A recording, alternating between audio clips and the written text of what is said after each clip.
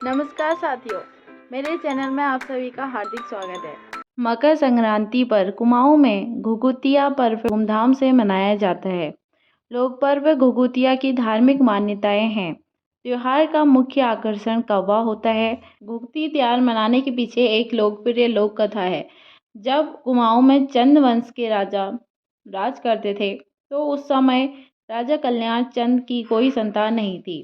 संतान न होने के कारण उनका कोई उत्तराधिकारी नहीं था।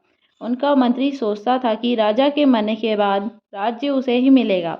एक बार राजा कल्याण चंद अपनी पत्नी के साथ बागनाथ मंदिर के दर्शन के लिए गए और संतान प्राप्ति के लिए मनोकामना की।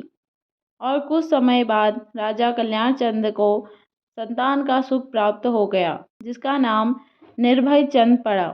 राजा की पत्नी अपने पुत्र को प्यार से घुघुती के नाम से पुकारा करती थी और अपने पुत्र के गले में मोतियों की माला बांधकर रखती थी।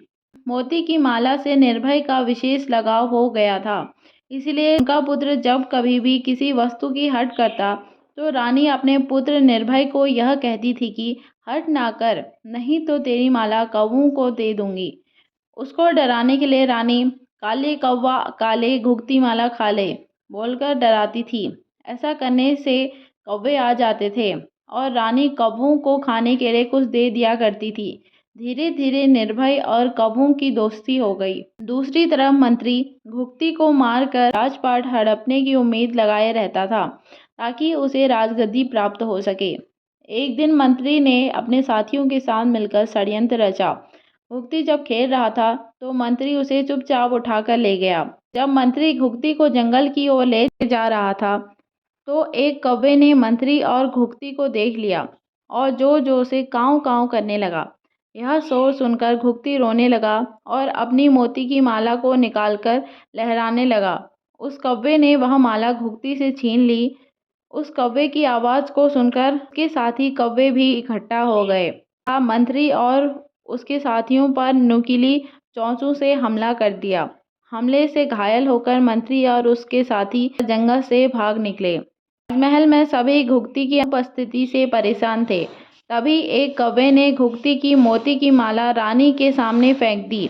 यह देखकर सभी को संदेह हुआ कि कौवे को घुघुती के बारे में पता है, इसलिए सभी कौवे के पीछे जंगल में जा पहुँचे और उन्हें पेड़ के नीचे निर्भय दिखाई दिया।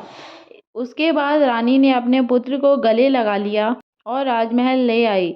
जब राजा को यह पता चला कि उसके पुत्र को मारने के लिए षड्यंत्र रचा है, तो राजा ने मंत्री और उसके साथियों को मृत्युदंड दे दिया।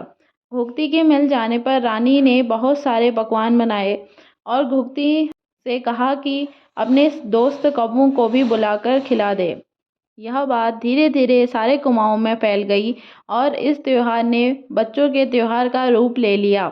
मान्यता है कि इस दिन सूर्य अपने पुत्र शनि से मिलने उनके घर जाते हैं। महाभारत की कथा के अनुसार भीष्म पितामह ने अपने देह त्याग के लिए मकर संक्रांति का ही दिन चुना था। इसी दिन गंगा माता धरती पर अवतरित हुई थी। वीडियो देखने के लिए आपका बहुत बहुत धन्यवाद। मिलते हैं अगली वीडियो में, तब तक के लिए बाय बाय।